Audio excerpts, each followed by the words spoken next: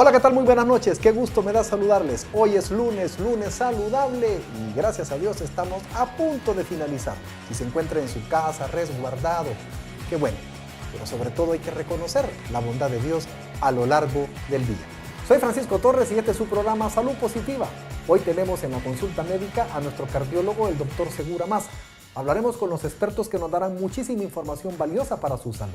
También las noticias en el apéndice del día y la dosis de fe.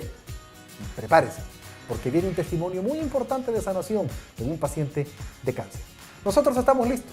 ¿Qué le parece si se queda con nosotros?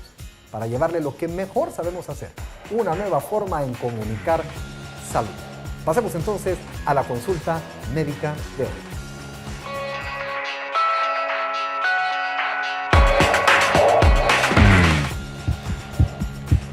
Dios dice, nada es tan perverso y engañoso como el corazón humano. Sí, el mío y el suyo y el de todos. Razón por la cual debemos atenderlo y cuidarlo de la mejor manera. Pues cuando se va enfermando, este no avisa.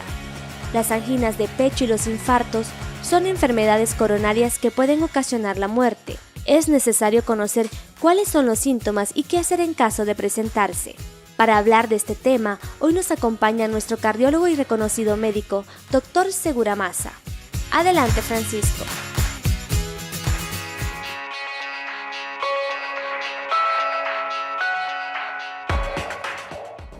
Efectivamente, Verónica, hablar por supuesto de los problemas coronarios es hablar de un universo de problemas que van al corazón.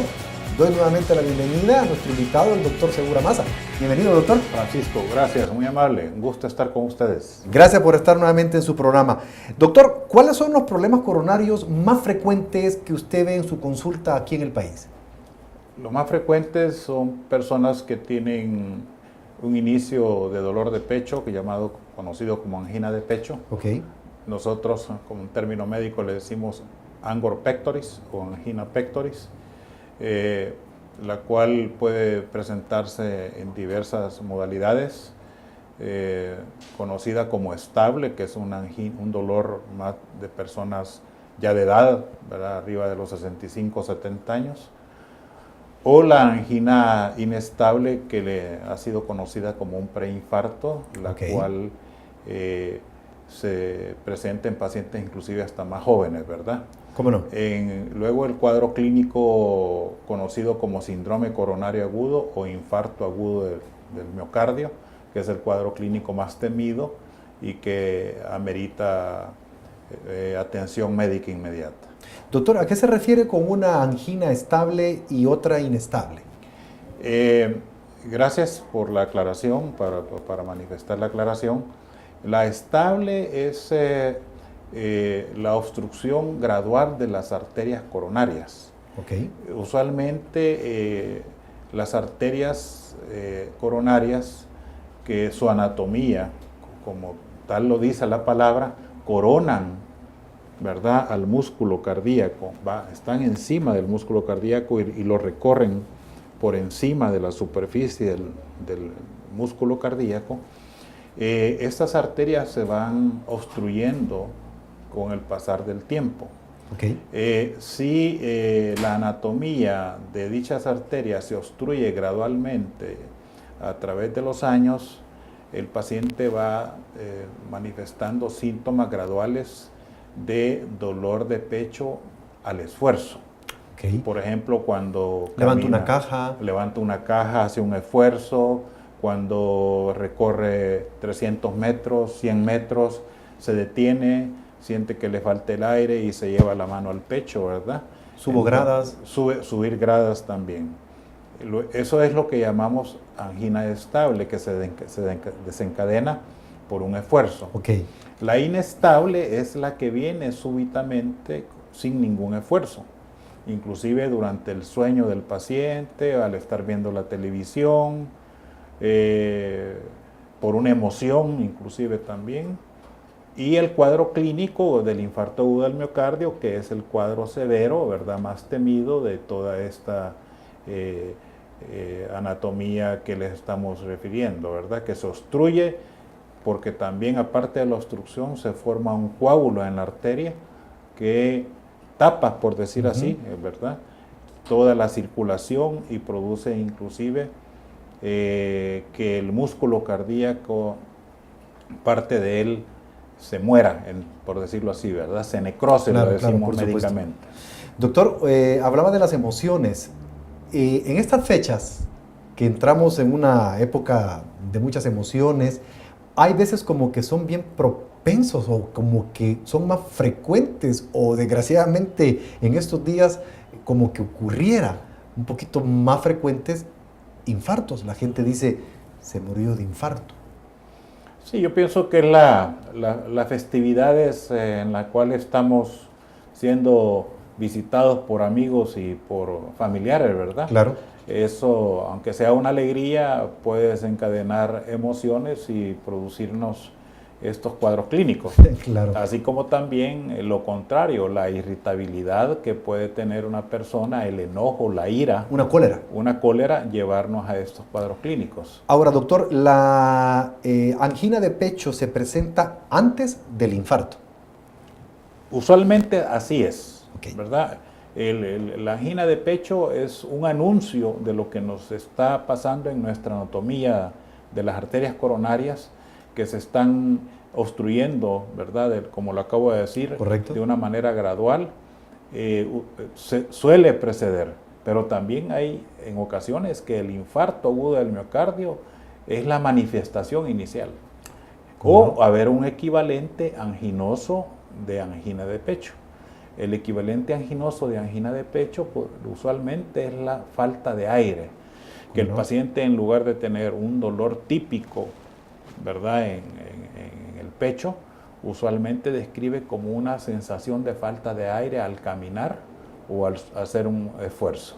Doctor, qué interesante. ¿Y quiénes son los que están más propensos? ¿Hombres, mujeres? Mire, usualmente durante las primeras años de la vida en cuanto a edad, quizás los caballeros, ¿verdad? Somos los más los propensos. Hoy se habla ya no de sexo, sino que se habla de género. ¿Cómo no? ¿Verdad? Pero los hombres son más predispuestos. La mujer está protegida por un factor hormonal durante parte de su vida. Pero se ha visto que después de los 50 años puede tener, cuando ya entran en la etapa perimenopáusica y de climaterio, pueden tener el mismo factor de riesgo 1 a 1 que los caballeros, ¿verdad? Entonces se dice inclusive que las mujeres que tienen un infarto o un síndrome coronario agudo después de los 60 años puede ser inclusive hasta más complejo y más complicado su tratamiento y su evolución. Qué interesante. ¿Medicamentos, doctor, o algo otros factores externos que me pueden llevar a padecer de angina o tener un infarto? Bueno, factores externos son bien conocidos. Son los factores de riesgo cardiovascular, ser hipertenso, ser diabético. Por eso insistimos mucho en el paciente diabético, que inclusive lo conocemos como un paciente potencialmente con padecimiento coronario desde que se le hace el diagnóstico de diabetes. Pacientes que fuman. El tabaco es el enemigo número 1 del corazón en este tipo de problemas, aparte de los problemas pulmonares, ¿verdad? Y luego el colesterol y triglicéridos elevados son los mayores enemigos. El factor genético influye mucho. Si hemos tenido padres o abuelos o antecedentes familiares de enfermedad coronaria, también es otro factor de riesgo. Interesante. Doctor, tengo que hacer un pequeño corte comercial, pero al regresar quisiera que nos hablara acerca de los síntomas, qué debe de hacer una persona en el momento que ocurre un infarto, cómo evitarlo. ¿Le parece? Así es. Vamos a hacer un pequeño corte comercial, permítanos un momento.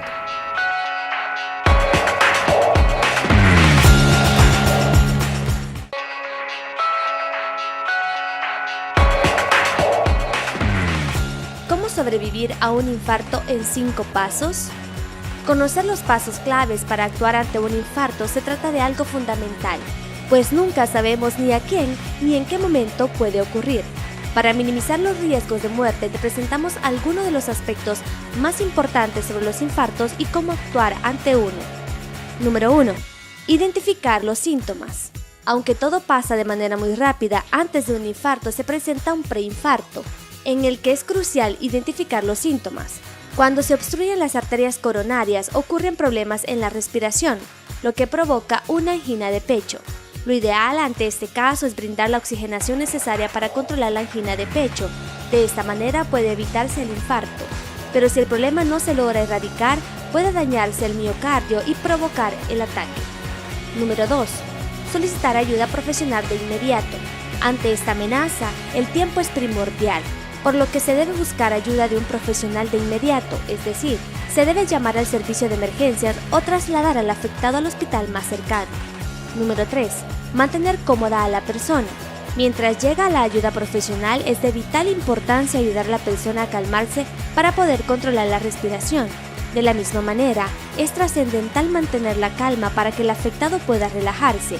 En el caso de enfrentar solo esta situación, no es recomendable conducir, a menos que no exista ninguna otra opción. Número 4. Masticar una aspirina. De acuerdo a consensos internacionales, masticar una aspirina en esta situación puede representar una ayuda para iniciar el proceso de desobstrucción del trombo, que está impidiendo el flujo normal de sangre al corazón, gracias a sus efectos como antiagregante plaquetario. 5. Realizar reanimación cardiopulmonar. Si la persona que está sufriendo un infarto queda inconsciente, se recomienda iniciar la reanimación cardiopulmonar. Para llevar a cabo este proceso es necesario realizar compresiones en el pecho y luego respiración boca a boca. Por otra parte, es importante conocer que las personas que tienen un historial de infartos en la familia, que sufren de hipertensión o presión alta, personas obesas, quienes consumen mucha sal y las personas que llevan ritmos de vida agitados, están susceptibles a padecer un infarto. Y ante la duda, consulte con su médico.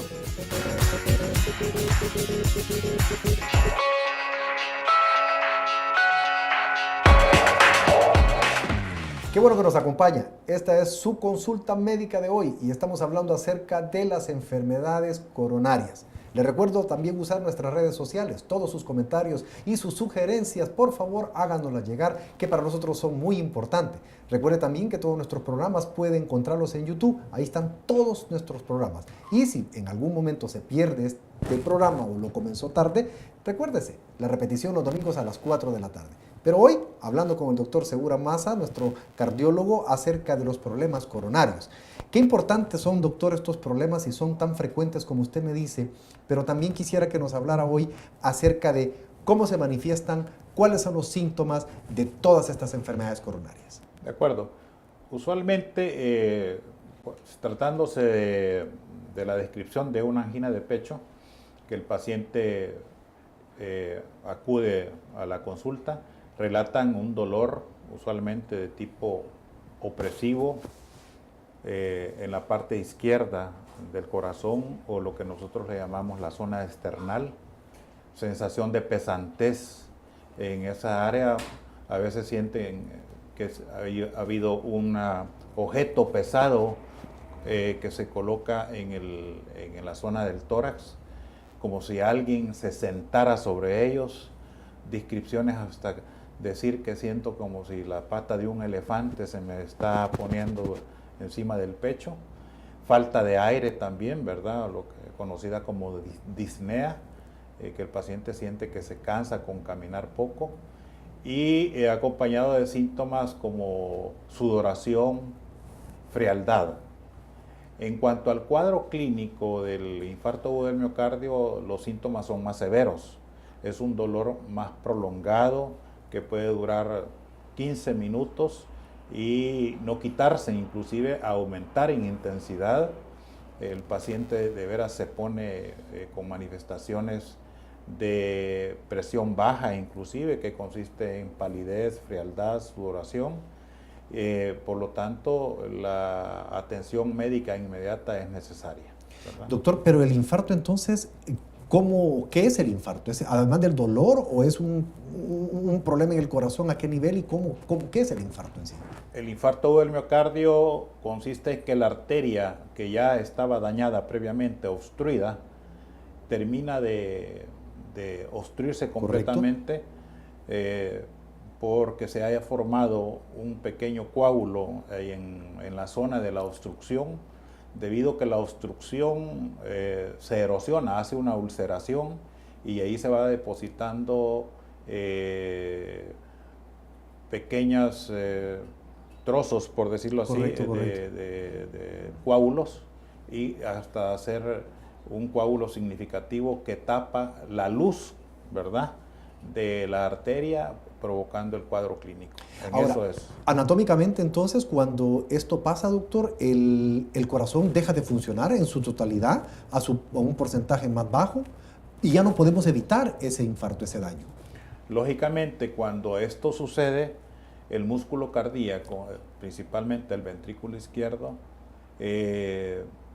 sufre un grave daño. Correcto. Debilitándolo. Correcto. Y produciendo lo que conocemos como necrosis del miocardio. Correcto. Quiere decir que se daña, y en ocasiones hasta irreversiblemente, provocando que la bomba cardíaca disminuya su función. Correcto. Lo que ocasiona una baja perfusión de los tejidos, ¿verdad? Y eso da presión baja, llevando lo que llamamos shock. Correcto. Entonces, eso requiere atención médica inmediata. Quiere decir, doctor, que en todo caso una persona que entra en un infarto puede morir fácilmente, ¿verdad? Sí, se ha visto en cifras estadísticas que inclusive los pacientes con infarto agudo del miocardio tienen un riesgo alto de fallecer. Se dice que durante el primer mes, el 30% de personas fallecen debido a causas relacionadas con el infarto agudo del miocardio. Doctor, ¿qué tiene que hacer una persona cuando inicia a sentir estos síntomas? Porque usted me dice, yo puedo acostarme entonces y puedo comenzar a sentir ciertos síntomas.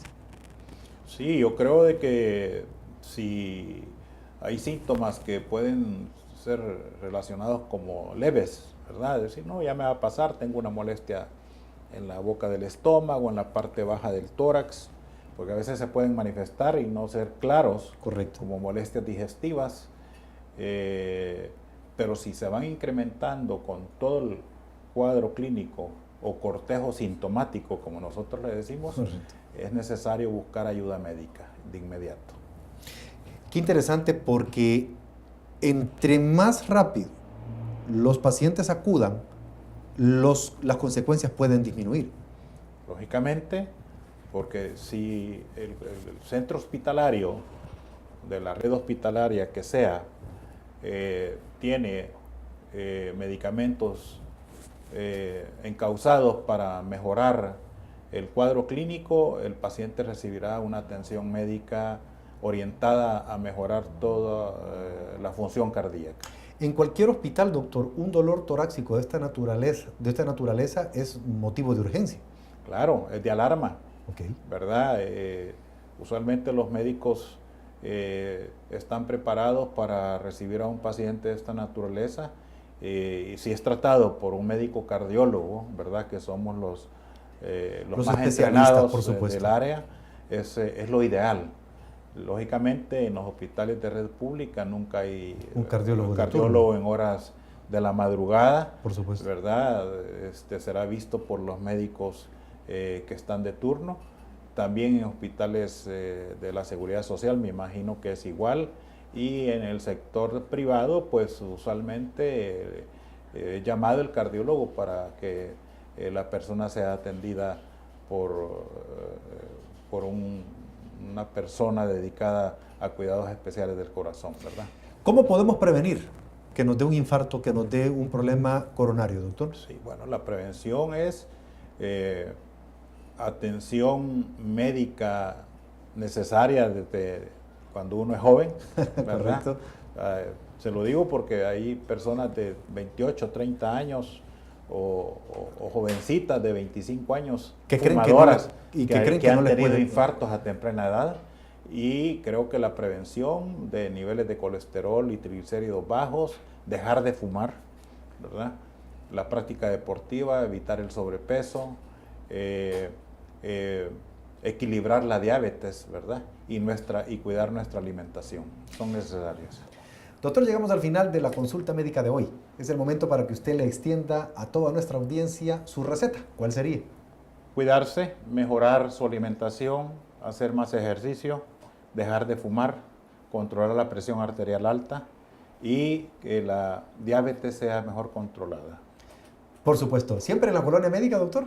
Siempre, y hoy tengo la oportunidad de atender por las tardes en mi nuevo consultorio. Hemos abierto con colegas de Laboratorio Cardiovascular Cardiolab. Perfecto. En el nuevo edificio del Hospital de la Mujer. Sin duda alguna están apareciendo, por supuesto, también en pantalla todos los teléfonos del doctor Segura Maza. Gracias, doctor. A usted. Muchas gracias por haber venido. A ustedes, amigos televidentes, por favor, no se preocupe, ocúpese. No hay que ver quizás la fatalidad de un problema, sino que quizás prevenirlo a tiempo y ponerse en las manos de los especialistas lo antes posible. Hemos querido colaborar con su salud, pero recuerde siempre que la parte más importante en la salud la pone usted. Por su salud, cuídese. Vamos a expertos. Estoy seguro que es un tema muy importante para usted.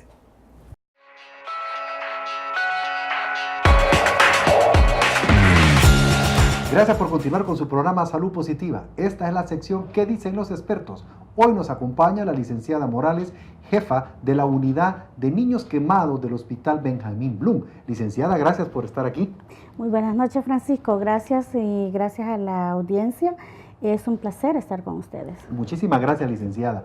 Los niños quemados es un problema, pero obviamente, gracias a Dios, hay tanta gente como ustedes, todo el personal de enfermería. Mandamos un saludo muy, pero muy afectuoso a todas las cuerpos de enfermeras, por supuesto, del Hospital Bloom, y especial a la de la unidad de quemados, que con tanta dedicadencia y tantos cuidados, ¿verdad?, tienen con esos niños quemados.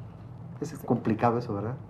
Realmente es complicado porque las quemaduras en sí no es una enfermedad, ¿verdad? Es un accidente que le sucede al niño. Un accidente, el niño está bien y de repente pues pasa el accidente y esto es totalmente doloroso, totalmente desastroso para el niño. Las quemaduras requieren de tratamiento desde 1 año hasta 2 años para completarse su tratamiento. Y eso es lo que le iba a preguntar, licenciada.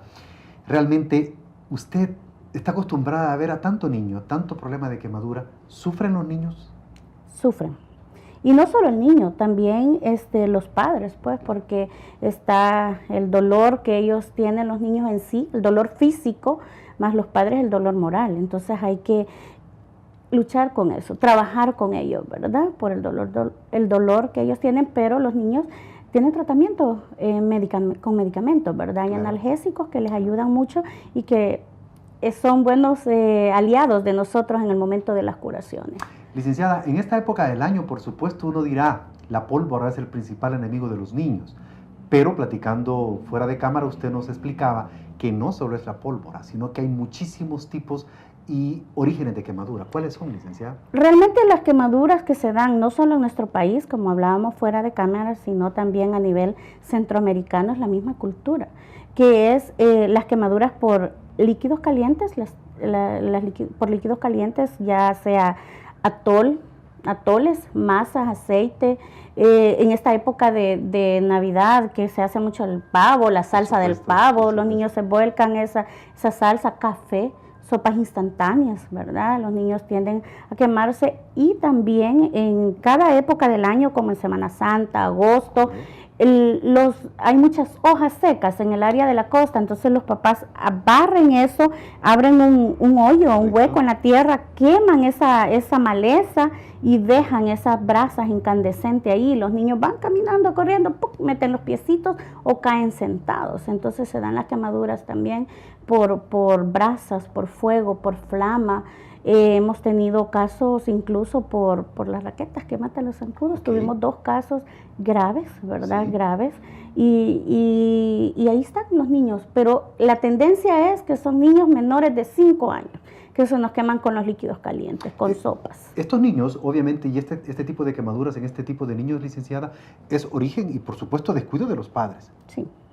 Porque muchos padres le van a decir, anda, volteame el caldo, anda, dale vuelta a esto que he dejado en el fuego, y ahí se da el problema. Sí, pero también se da, Francisco, cuando no protegemos el área de la cocina. ¿Por qué? Porque si son cocinas de horno, los niños van y se cuelgan de la puerta y ¡fuc!, se tiran los líquidos calientes. Uno, la otra es por nuestra misma situación. En el campo, por ejemplo, las cocinas están en el suelo. Claro. O si tienen una hornilla, ¿verdad? Bajan las ollas de maíz, las ponen en el suelo, es cultural. Las ponen en el suelo y los niños van corriendo, caen totalmente sentados en las ollas de maíz, de la cernada de maíz. Y esa es, aparte de una quemadura por líquidos calientes, una quemadura química, porque lleva cal. Por supuesto. Entonces se convierte en una quemadura profunda, grado 2 profunda o grado 3, que siempre va a necesitar tratamiento quirúrgico. Licenciada, no me ha dicho la pólvora, y estamos acercándonos a la época navideña. Me llama mucho la atención. La pólvora, gracias a Dios, podemos decir, y a los esfuerzos de todo un país, ¿verdad? Porque es de todo, ha disminuido la tendencia, ¿verdad? Porque los niños no deberían de quemar pólvora, ¿verdad? Tendría que ser un adulto, o lo que se está persiguiendo, ¿verdad? Que sea restringida a un lugar, por ejemplo, un estadio o en la playa, que la manipulen expertos en pirotécnicos. Y los padres, ¿verdad? Pero no los niños. Y hemos tenido una disminución, ¿verdad? Una disminución, ¿por qué? Por las campañas que se han hecho de prevención, que es un esfuerzo multisectorial, ¿verdad? Que se está trabajando en eso. Interesante. A mis hijos les encanta la pólvora, pero sin embargo los he tratado de prohibir y hay que hacerlo porque obviamente hay que hacerlo. Ahora, licenciada, cuando nos vemos en una situación de esta, queremos prácticamente ocupar quizás el lugar de nuestro hijo, de nuestro niño que se ha quemado, ocuparlo nosotros por esa desesperación como padres. Sí. ¿Qué cosas no debemos, qué cosas hay que hacer y qué no debemos hacer en esos momentos, por favor? Cuando se da una quemadura, lo primero que hay que hacer es echar agua, irrigar agua al tiempo de la pila, de la llave o del barril por 10 a 15 minutos sobre el niño o la persona que se quemó, ¿verdad? Como una manguera, licenciada, le echo guacal, le echo por 15 minutos. Por 15 minutos. Okay. Luego retirar esa ropa. Pero no agua helada. No, agua al tiempo. Ni con hielo, Ni sino con hielo. agua del chorro. Agua del chorro. Correcto. Irrigarlo hasta de 10 a 15 minutos. Porque con eso usted está garantizando que le arda menos y que se le profundice la quemadura, ¿verdad? Le retira la ropa inmediatamente, lo envuelve en una sábana o en una toalla limpia y seca y lo lleva al centro de salud más cercano. ¿Y qué no debemos hacer? Excelente pregunta. ¿Qué no debemos hacer? No debemos poner pastas dentales, tomates, mostazas, mayonesas, huevo, nada, absolutamente nada. ¿Por qué? Porque eso va a profundizar. Y algo importante, no poner cal, porque se nos han dado casos que le dice la abuelita, mira, ponele cal, y una quemadura grado 2 superficial se puede convertir en una grado 3. ¿Por qué? Porque le echamos algo que no teníamos. Un químico, ya se hace una quemadura química, porque le quita el ardor. ¿Pero por qué? Porque mató las células, ¿verdad? Porque la quemadura las quemó, las achicharró. Interesante, sí. Y también pomadas y esto y lo otro, no hay nada. Nada. Solamente agua y llevarlo inmediatamente al hospital. Al hospital. Licenciada, la verdad es que ha sido un gusto tenerla con nosotros. Esta es su casa. Esperamos que esté con nosotros muchos programas. ¿Le parece? A la orden, y gracias por el espacio. Y algo bien importante, gracias por ese trabajo que ustedes tienen de poder llegar nosotros a la población y decirles realmente, ¿verdad? Es una lucha de día a día. Pero algo bien importante, que la población esté consciente. El Hospital Bloom trabajamos las 24 horas del día, ¿verdad? Los 365 días del año, y no deben ocultar un niño quemado. No lo deben ocultar. Algo importante también, que tienen que llevar sus controles, ¿verdad? Sus controles. Licenciada, muchísimas gracias. Oye, gracias. Gracias a ustedes, amigos televidentes. Por favor, no se muevan. Venimos con más de su programa Salud Positiva.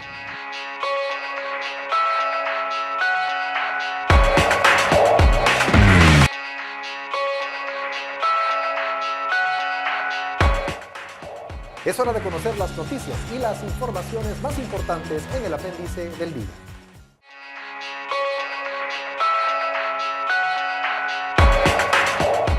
Curas milagrosas en menos de un mes ofrecía una clínica. La clínica Wellness, ubicada en la colonia Escalón, ofrecía un tratamiento bioenergético, un tipo de radiación que prometía efectividad en menos de un mes. La clínica no tenía permisos y el equipo no contaba con las autorizaciones. El director nacional de medicamentos, José Vicente Coto, el lunes pasado hizo público el caso de esta clínica que ofrecía la cura de enfermedades graves en 1, 2 o 3 meses. Daban a sus clientes servicio de tecnología bioenergética de punta para curar una amplia gama de enfermedades. Esta es la primera vez que recibimos un aviso del funcionamiento de esta clínica. Continuaremos investigando, reiteró Coto.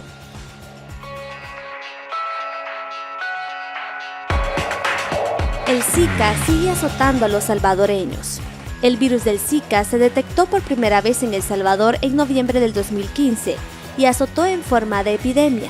Salud reporta un acumulado de casos de 11.393. Un estudio de la OPS y Visión Mundial advierte que la población siente que le hace falta información. Hace un año el virus del Zika llegó a El Salvador y desde entonces 11.393 personas han sido diagnosticadas como casos sospechosos, de acuerdo a los datos del Ministerio de Salud, MinSal.